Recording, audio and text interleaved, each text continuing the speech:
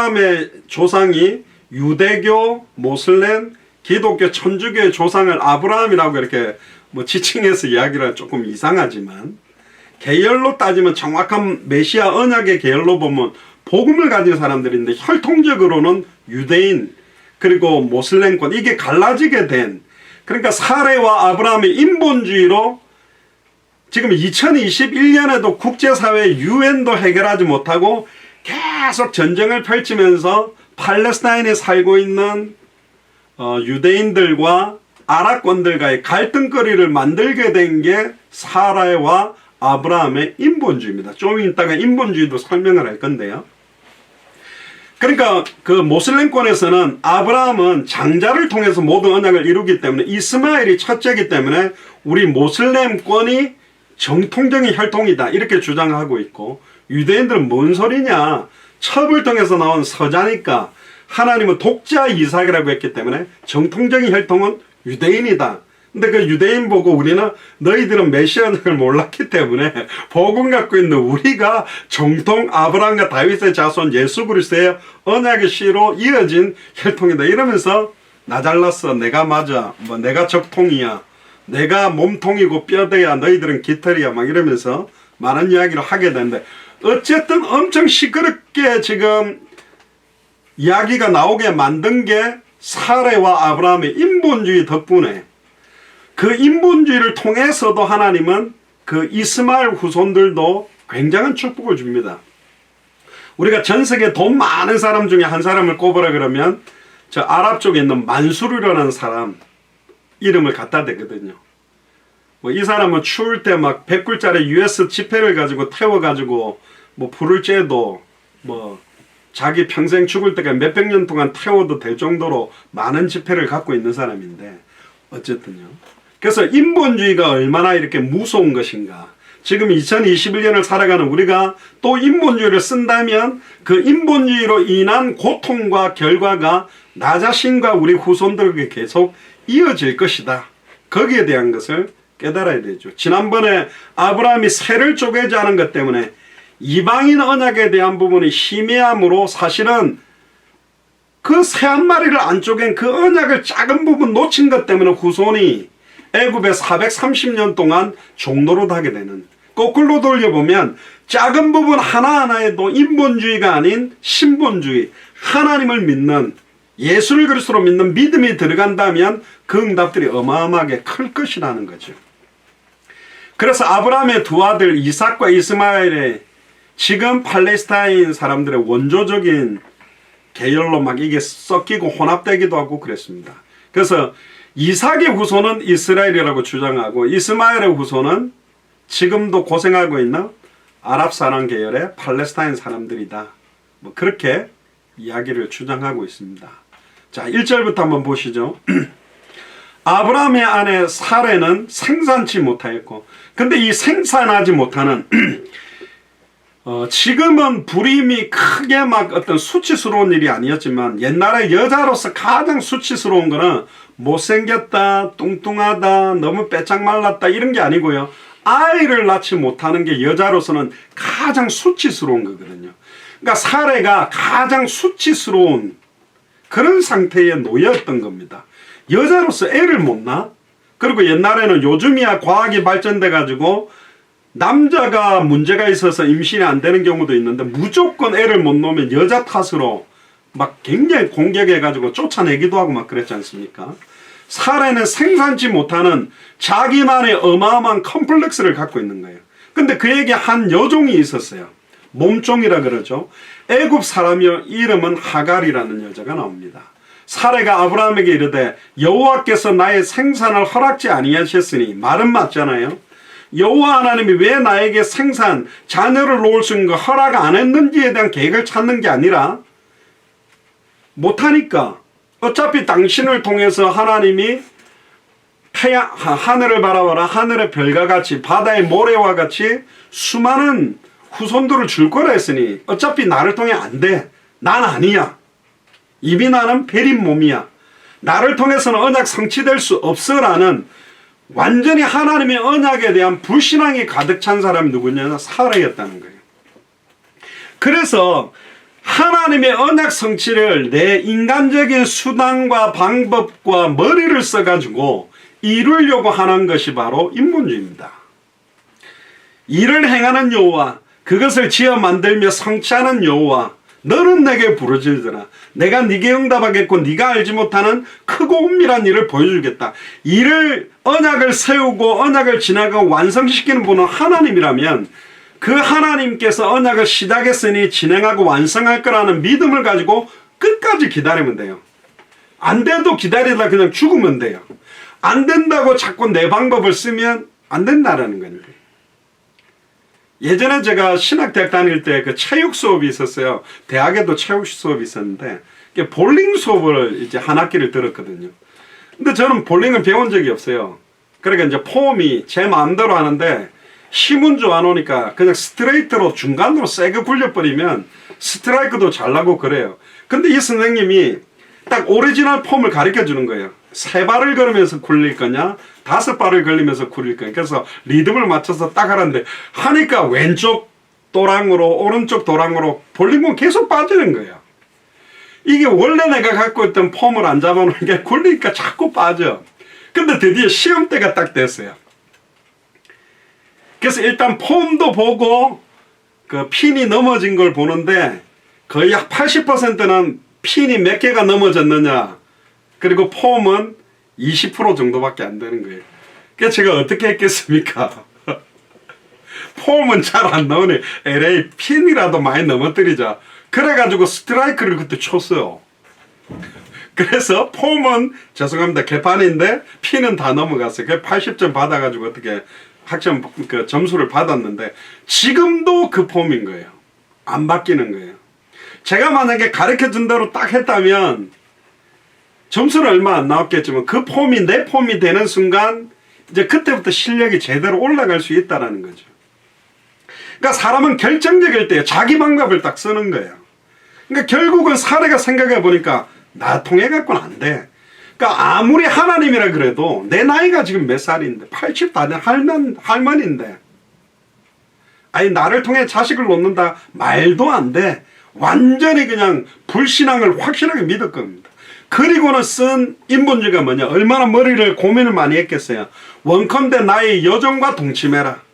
내가 혹 그로 말미암아 자녀를 얻을까 하노라 하며 아브라함이 사라의 말을 들으니라. 아브라함도 아내 말을 굉장히 잘 들어요. 근데 왜 잘 들었냐 가만히 보니까 애굽에 내려갔다가 쪽을 한번 팔았거든. 자기 아내를 누이라고 속여가지고 했다가 그때부터 책 잡혀가지고 이제 아내가 말하면 무조건 잘 들어야 되는 사람이 누구냐, 아브라함이었던 것 같아요. 그래서 사라의 말을 듣게 됩니다. 분명히 창세기 15장 4절 6절에 보면 네 자손이 하늘의 별과 같이 많게 하리라. 하나님의 약속의 말씀을 아브라함도 믿고 사라도 처음은 믿었지만 처음부터 아이를 할머니 될 때까지 낳지를 못하는 게 불가능하다고 생각한 거죠. 그러니까 아예 불신앙이 믿음이 돼버린 겁니다. 불신앙도 신앙이잖아요. 안 된다라고 믿는 거죠. 절대 할 수 없다고 믿는 거죠. 그래서 예수님이 유명한 말을 우리에게 하셨습니다. 따라해보세요. 네 믿음대로 될지어다. 네가 믿는 대로 될지어다. 가나안 땅을 못 들어간다는 10명의 정탐꾼의 말을 듣고 하나님이 화가 나가지고 너희들의 말이 내 귀에 들린 대로 내가 해주겠다. 그래 너희들 말로 너희는 못 들어가. 광야에 40년 동안 정탐한 하루를 1년으로 계산해서 40년 동안 광야를 방황하고 1세대는 여호수아 갈렙 빼고 다 죽이고 나머지만 들어갈 거예요. 우리가 지금 뭐라고 고백하는지, 입만 열면 안 돼, 입만 열면 낙심하고 좌절하고 불평하면 네 말이 내 귀에 들린 대로 내가 응답해 주겠다. 그럼 응답돼 버리는 거예요. 불신앙도 신앙이라니까. 안 된다라고 굳게 믿는 거예요.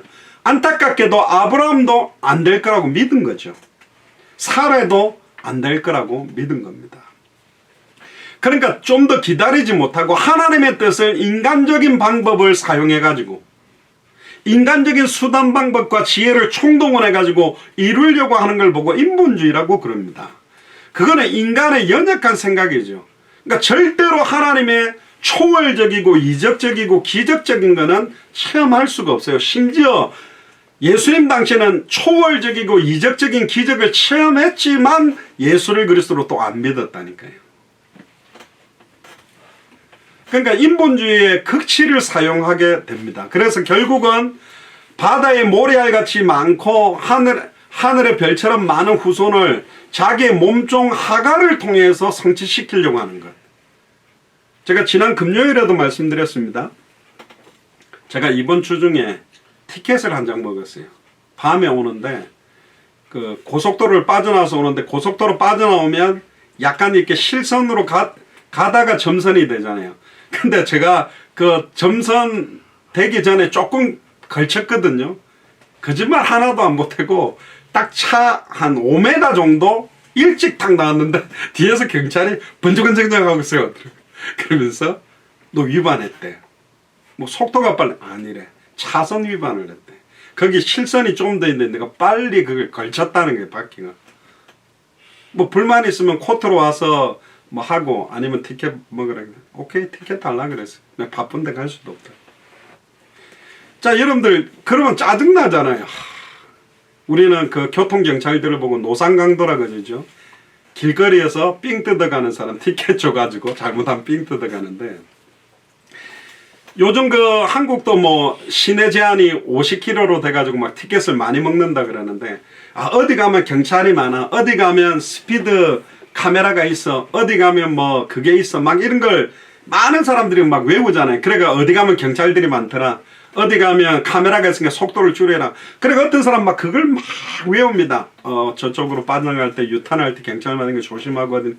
저도 옛날에 한창 워싱턴에서부터 보스턴까지 월요일 출발해가 아예 금요일까지 사회 가고 내려올 때 모임에 늦을까봐 막 스피드를 빨리 밟다가 특히 그때 스피드 티켓을 많이 먹었어요. 그래도 할 수 없잖아요. 모임 시간이 막 차가 밀려버리고 이러면 모임이 안 되니까. 그러다가 너무 티켓을 많이 먹으니까 뭘 샀냐면 지금은 그런 게 필요 없지요. 뭐 그 GPS가 그런 걸 알려주니까. 근데 디텍터라는 게 있어요. 앞에 붙여놓으면 경찰들이 스피드건을 쏘거나 무전하는 게 있으면 앞에서 다다다다다다 소리가 나서 소리가 나면 딱 브레이크를 줄여보면 탁 돌아보면 그 경찰이 스피드건을 쏘거나 기다리고 있는 게 보여요. 그럼 씩 웃으면서 안심이다. 그리고는 경찰 안 보이면 뺑 밟아가지고 이렇게 가고. 한국에는 보니까 그 경찰이 서 있는 사진을 경찰차가 붙여도 하고 끽 밟았는데 사진인 거라 휴 다행이다 하고 속도 내는데 그 뒤에 경찰이 진짜 있다가 찾기도 하고 막 그럽니다. 머리 싸움을 하는데 어디 가면 경찰이 있으니까 이래야 돼 저래야 돼 막 그 위치를 외울 필요 없이 너무너무 쉬운 답이 하나 있어요. 그게 뭐냐? 저와 여러분들 너무나 잘 아는 규정 속도대로 규정 법규대로만 움직이면 경찰이 서 있건 말건 관계가 없어요. 아무리 스피드건을 쏘더라도 나는 규정 속도로 가면 경찰이 100명이 있던 경찰차가 뒤따라오거나 아무런 관계가 없어요. 그게 뭐냐? 말씀대로 가는 거예요. 인본주의가 뭐냐? 내가 원하는 방법대로 하려고 막 별의별 방법을 내니까 복잡한 거예요. 근데 그게 결국은 뒤에 화를 불러요. 여러분들이 어떤 일을 처리할 때 정말로 신실하게 하나님 앞에서 정확하게 일들을 해야 됩니다. 이걸 인본주의를 쓰거나 다른 방법을 쓰거나 뭔가 계산을 놓고 딱 했을 때는 반드시 그게 터지게 돼 있어. 편법을 부리면 반드시 그거는 문제가 되게 돼 있는 겁니다.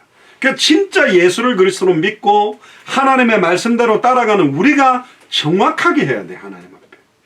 아이고 바보 같은데 바보 같아도. 제가 한국에서 운전할 때요. 밤이었어요. 차가 거의 도로에 없었어요. 빨간불이라도 서 있었거든요. 뒤차가 와가지고 딱 섰는데 빵빵빵 하는 거예요. 빨간불인데 가라는 거야. 라이트를 켜면서.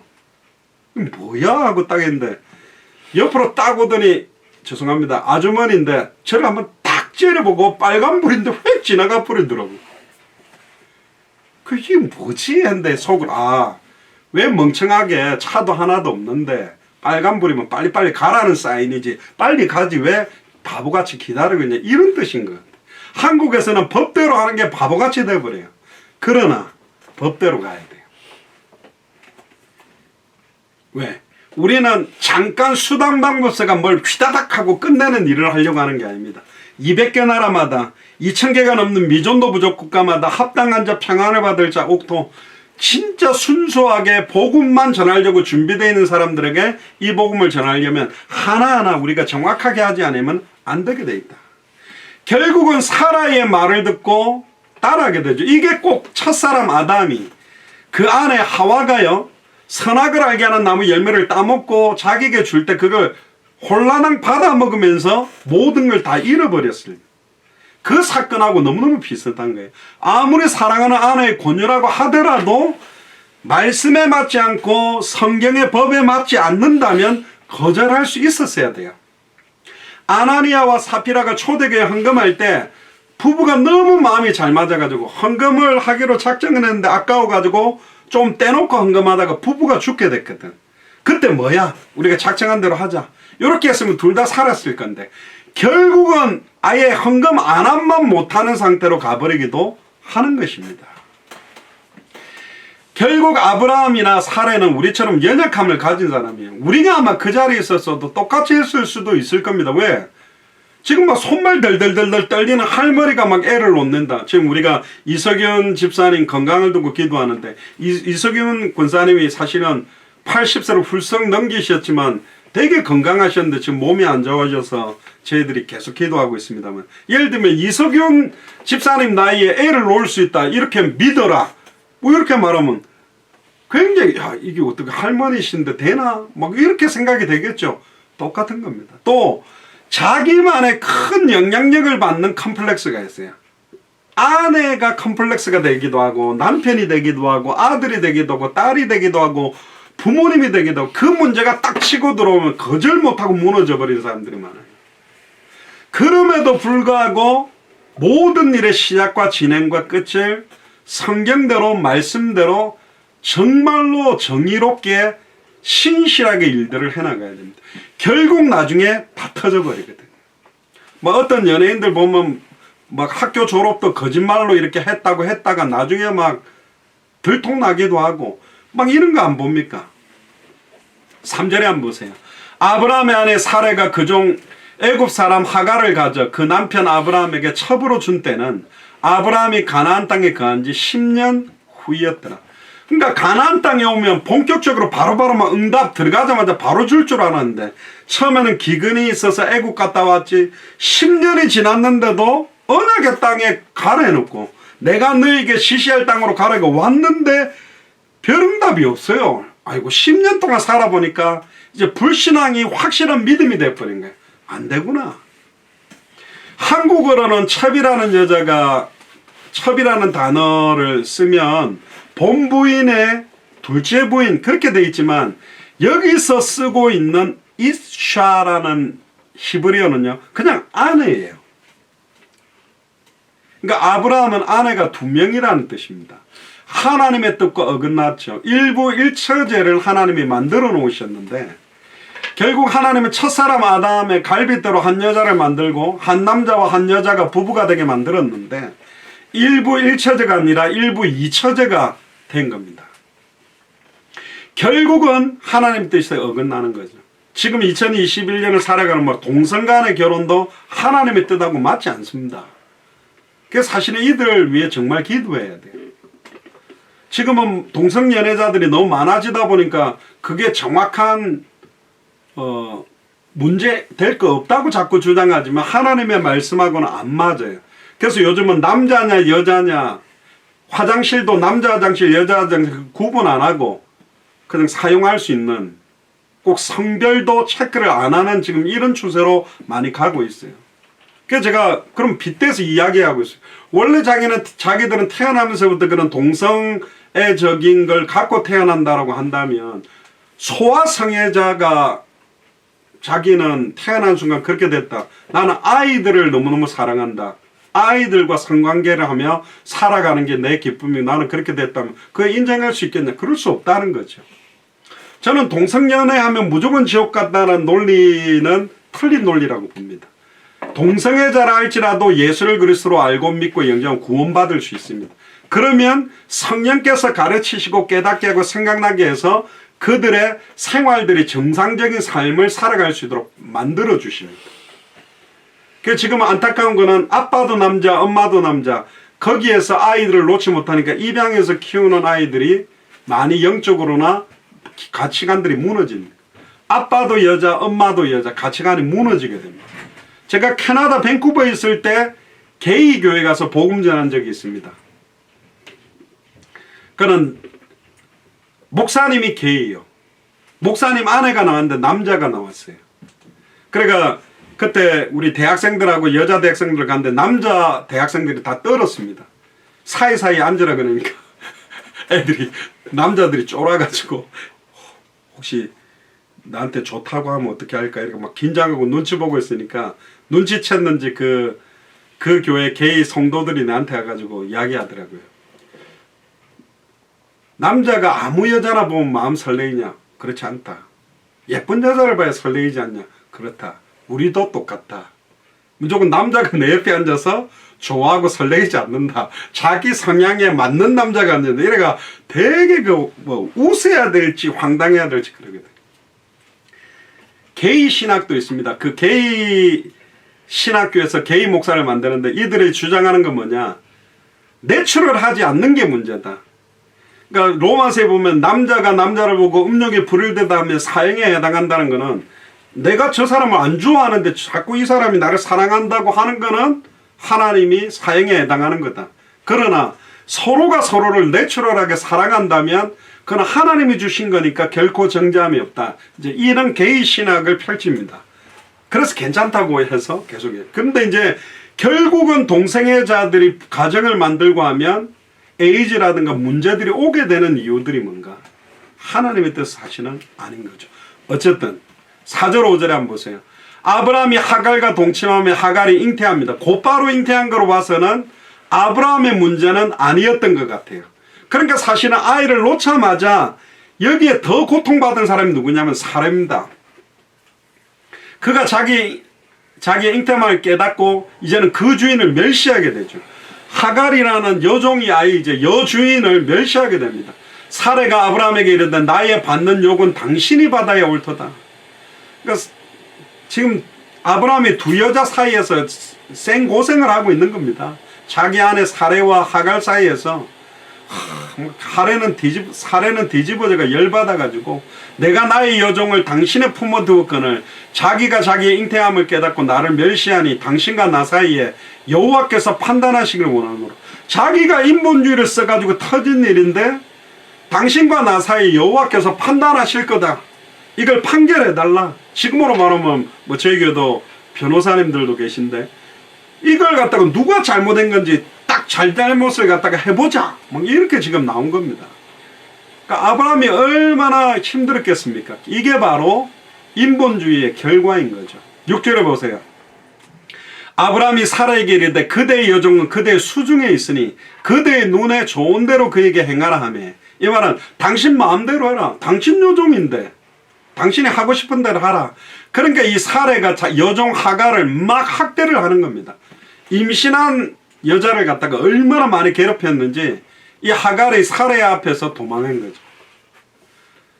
사레가 도망했을 때 이 아브라함은 얼마나 난처했겠습니까? 이게 뭐지? 막 아내가 2명인데 막 같이 막 형님 동생하고 사는 것도 아니고 막 대판 싸워가지고 막 도망가고 난리가 난 겁니다. 집안이 완전히 난장판이 된 거죠. 근데 사실은 사레도 잘못했고 하갈도 잘못했어요. 자기 여주인을 멸시하면 안 되잖아요. 자기를 아브라함의 아내가 될 수 있도록 추천한 사람이 누구냐면 사레인데 자기가 먼저 아이를 갖는 응답을 받았다고 완전히 무시하게 되고, 또 사레도 하갈을 좀 더 참고 이해해 줬으면 되는데 이게 너무너무 사실은 안타까운 일이죠. 그러니까 학대가 심했던 것 같아요. 그러니까 너무 도망가 버리고 놀래가지고 사실은 자기가 죽을 수도 있겠다 해서 도망쳤던 것 같습니다. 7절 8절에 보면 여호와의 사자가 광야의 샘 곁 곧 술길 샘물 곁에서 그를 만나 가로되 사라의 여종 하갈아. 근데 여호와의 사자도 분명히 하갈의 신분을 말해줍니다. 사라의 여종 하갈아. 그냥 하갈아 안 부르고요, 너가 누군지 너의 위치를 딱 잡아줍니다. 네가 어디서 왔으며 어디로 가느냐. 그가 가라되 나는 나의 여주인 사레를 피하여 도망가나이다. 그렇게 말하니까 자기도 말합니다. 나의 여주인 사례를 피해서 도망가나이다. 이 여자들끼리 싸우는데 끼면 되게 골치 아픈 거죠. 하나님은 여호와의 사자를 통해서 배려해 주셨어요.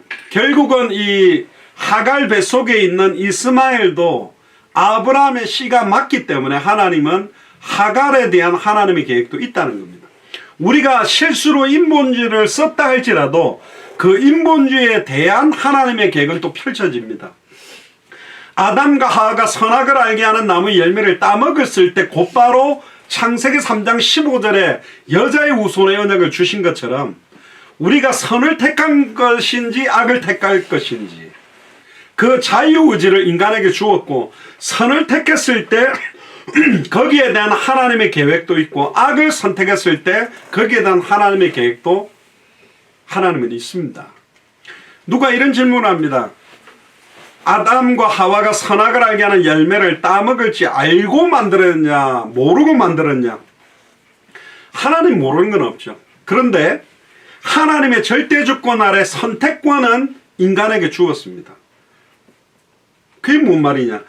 아담과 하와는 사탄의 미혹을 받고 그 미혹을 이길 수도 있고 질 수도 있는, 선택할 수 있는 힘, 사탄의 시험을 이길 수 있는 신분권세를 가지고 있었어요. 그럼에도 불구하고 사탄의 말을 믿고 선악을 알게 하는 나무 열매를 따먹었기 때문에 사실은 하나님과 단절된 겁니다. 예를 들면 힘이 없어가 사탄의 미혹에 버리면 홀가닥 넘어가게 해놓고는 왜 선악과를 먹었어? 그랬으면 하나님의 탓이 있지만 아담과 하와는 사탄의 미혹을 이길 수 있는 힘이 있었음에도 하나님의 말씀을 버리고 하나님과 같이 되기 위해 선악을 알게 하는 나무 열매를 따먹은 겁니다. 다시 여기로 돌아오면요, 10절에 내가 네 자손을 크게 번성하게 해주겠다. 하갈의 자손에 대해서도 번성하게 해주겠다고 약속했습니다. 왜? 아브라함의 씨이기 때문에. 13절에 하갈이 자기에게 이르신 여호와의 이름이라는 말씀을 거기 보면 구약시대에 종종 하나님이 직접 나타나고 천사와 다르게 하나님이 현현할 때도 있고요. 특히 사드락 메삭 아벳누고가 용광로에 속에 있을 때 인자와 같은 이 했을 때는 그리스도께서 영으로 나타났다라고 보기도 합니다. 아직 육체를 입은 그리스도는 아닙니다. 근데 성자 하나님 그리스도께서 인자와 같은 아들의 모습으로 나타나서 역사하기도 했다는 표현들이 있습니다. 하나님의 현현들이 창세기 22장 출애굽기 3장에 모세를 만나줄 때도 나타났던 그 모습들이 때때로 나타나기도 합니다. 또 슈르길, 결국 그 당시에 슈르로 가는 길 중요한 도로를 기록해 놓기도 하죠. 결국 하나님은 이 하갈과 하갈 뱃속에 있는 이스마엘을 통해서도 하나님께서 이루실 계획들이 있다는 거죠. 9절에 보세요. 여호와의 사자가 그에게 이르되 네 여주인에 이르고 돌아가서 그 수하에 복종해라. 그러니까 그 여주인 사라에게로 돌아가라. 네가 도망가는 게 하나님 뜻이 아니다. 거기에서 복종해라. 그런 말씀을 줍니다. 그러니까 하나님께서는 질서를 중요하게 생각합니다. 영적인 질서도 있고 육신적인 질서도 있습니다. 이거는 굉장히 중요한 말입니다. 하나님은 무질서나 혼란을 원치 않습니다. 아내가 남편에게 순종하고 남편은 아내를 너무너무 사랑해야 되고, 자녀는 부모를 순종하고, 학생은 선생님께 순종하고, 직원은 상급자에게 순종해야 돼요. 요즘 막 학생이 막 선생님 두들겨 패기도 하고 막 이상하게 됐죠. 자녀가 부모를 죽이기도 하죠. 때때로 힘들어 보여도 하나님이 섭리하신 가운데 적절하게 다른 길을 보여주기 전에 내가 인본주의를 쓰지 말고 나에게 주신 처한 환경을 주신 하나님의 계획을 찾아서 적응하고 겸손하게 인도받고 순종하는 법이 굉장히 필요합니다. 이걸 견뎌낼 수 있는 힘이 사실은 필요해요. 10절에 12절에 보면 여호와의 사자가 또 그에게 이르시되 내가 네 자손을 크게 번성하여 그 수가 많아 셀 수 없게 하리라. 그래서 지금 이스마엘의 후손 아랍 사람들이 굉장히 기름이라든가 여러 가지 부유하게 살아가는 것 또한 이때 이스마엘에게 약속했던 그 축복이 이어진 겁니다. 여호와의 사자가 또 그에게 이르되 네가 잉타하였은즉 아들을 낳으리니 그 이름을 이스마엘이라 하라. 아들의 이름까지도 지어줍니다. 이는 여호와께서 네 고통을 들으셨음이니라. 그가 사람 중에 들나귀같이 되리니 그 손이 모든 사람을 치겠고 모든 사람의 손이 그를 칠지며 그가 모든 형제의 동방에서 살리라. 여기서 말하는 동방이라는 말은 이스라엘이라는 나라를 중심으로 해서 동방입니다. 그러니까 지금으로 말하면 시리아라든가 뭐 아랍 에미레이트나 뭐 이렇게 또 이란, 이라크 이런 쪽으로 연결되어 있는 거죠.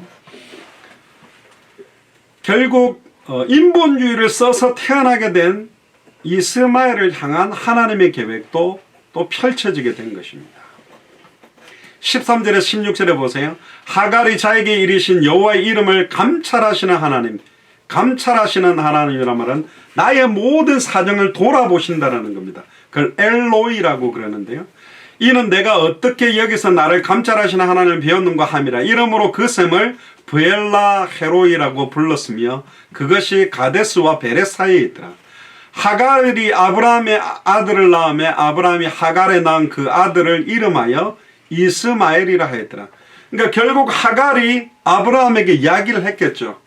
내가 그때 하나님의 사자로부터 받은 이름이 있습니다. 뭐라 하더냐? 이스마엘입니다. 그래서 하갈이 아브라함에게 이스마엘을 낳은 때에 아브라함의 나이가 86세였더라. 결국 아브라함은 86세 하란을 떠나서 가나안 땅에 들어온 지 11년 정도 된 때에 태어나게 되는 겁니다. 여기까지가 오늘 본문인데요. 여기서 세 가지 좀 중요한 내용 우리에게 주신 음성을 들으면 첫 번째는 우리는 하나님의 신실한 약속인 당대 세계복음화와 마라나타의 언약을 믿고 더디더라도 절대로 인본주의를 쓰지 말고 오래 참고 기다려야 됩니다. 인본주의를 쓰는 이유는 뭐냐면 이렇게 하면 되겠다라는 게 보였을 때 인본주의를 씁니다. 이거는 절대로 내 힘으로 할 수 없어. 예를 들면 죽음의 위기, 수술을 하러 들어갔는데 생존 확률이 1%도 안 됩니다. 그때는 뭐 할 수 없잖아요. 그때는 전적으로 하나님을 의지하지만 이렇게 하면 되겠는데 내 생각, 계획, 판단, 경험을 가지고 할 수 있을 거라고 생각될 때 사용하는 게 인본주의거든요. 절대로 인본주의를 쓰면 안 됩니다. 예를 들면 저희들이 200개 나라 2,000개가 넘는 미전도 부족 국가에 제자를 찾으면 무조건 생활비를 대주겠습니다. 미국 영주권을 주겠습니다. 뭐 후원을 해주겠습니다. 그러면 덜커덕 하겠다고 달려들겠죠. 그러면 진짜 주와 복음을 위해 생명 거는 사람이 만나질까요? 영주권을 주기 때문에 매일 자기 생활비를 후원해 줄 교회가 생기기 때문에 우리에게 달라붙을까요? 뻔한 거 아니겠습니까? 그래서 마라나타의 언약을 믿고 진짜 주와 복음만을 위해서 뛸 수 있는 사람 만나려면 절대로 인본주의를 쓰면 안 된다. 사레와 아브라함은 하나님의 약속에 인내하지 못하고 인간적인 방법을 사용했습니다. 인간 중심적인 생각, 인간 중심적인 마음, 인간 중심적인 수단, 인간 중심적인 방법은 반드시 화가 있게 돼요. 특히 교회에 저와 같은 목회자들이나 중직자들도 어떤 성도들을 돕고 이렇게 할 때 인간적인 생각을 갖고 자꾸 하면 도움이 도리어 그들이 힘들게 만들어지게 만듭니다. 그러니까 결국은 하나님의 뜻대로 더디다고 생각돼도 낙심하면 안 돼요.